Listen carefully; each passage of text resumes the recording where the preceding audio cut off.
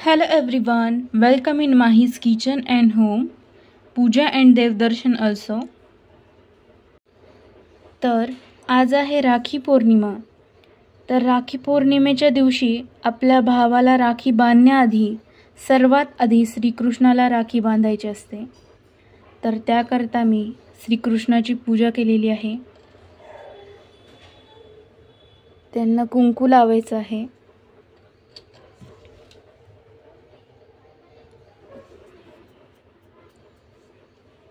आणि मग त्यांच्या समोर राखी ठेवायची आहे.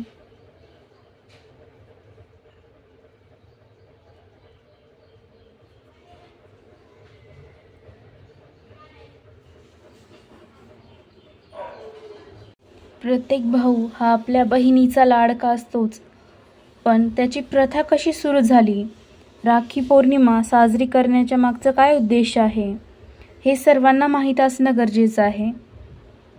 एकदा नारद मुनी श्रीकृष्णासोबत वार्तालाप करत होते. तर तेव्हा त्यांनी उत्सुकतेने हा प्रश्न विचारला की तुम्ही सर्वात जास्त कोणत्या बहिणीवरती लाड करता, कोणती बहीण तुम्हाला सर्वात जास्त प्रिय आहे आणि कोणती बहीण तुमच्यासाठी सर्वात आधी धावून येईल. तेव्हा श्रीकृष्णाने नारद मुनींना उत्तर दिले की मला सुभद्रा देवी आणि द्रौपदी देवी दोन्हीही भगिनी खूप प्रिय आहेत. पण द्रौपदी देवी मानलेल्या भगिनी असून सुद्धा माझ्यावरती तितकीच प्रीती करतात, माझ्यावरती तितकाच लाड करतात. तर नारद मुनींनी एक युक्ती लढवली.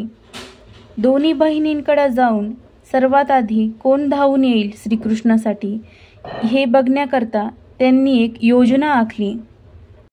नारद मुनींनी सर्वात पहिले सुभद्रा देवीकडे जाण्याचा विचार केला.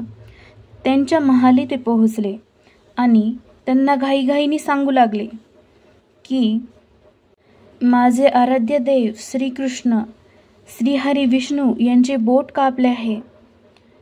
एखादी चिंधी तरी मिळेल का लवकर, कारण त्यांचे वेदना असह्य आहे. त्यांच्या बोटातून रक्त वाहत आहे. तेव्हा सुभद्रा देवी म्हणाल्या, महालात एवढे कापड आहे, एवढे सगळे काही आहे, पण चिंधी तर काही नाहीये बाबा.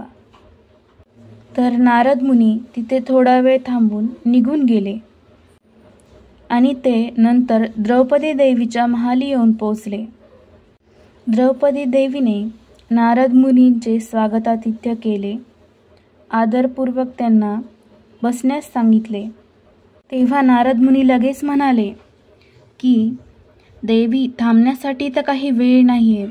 माझे श्रीहरी विष्णूचे, श्रीकृष्णाचे बोट कापले आहे. त्यांच्या बोटातून रक्त वाहतच आहे. ते काही केल्या थांबतच नाही आहे. तर इथून थोडी चिंधी मिळेल का. हे ऐकून द्रौपदी देवीच्या डोळ्यात पाणी आले. त्यांनी कसलाही विचार न करता स्वतःच्या अंगावरची भरजरी पैठणीचा काठ त्यांनी फाडून नारद मुनींच्या हाती दिला आणि लवकरात लवकर श्रीकृष्णाच्या महाली जाण्यास सांगितले. नारद मुनी तर श्रीकृष्ण देवाच्या महाली आले सुद्धा आणि त्यांनी सर्व वृत्तांत सांगितला.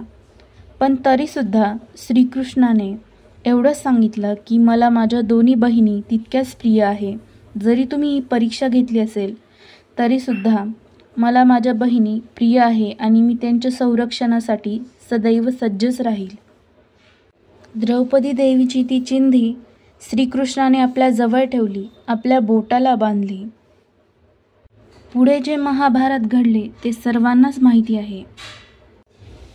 इतक्या महाभारतात सुद्धा श्रीकृष्णाने आपल्या बहिणीचे रक्षण केले.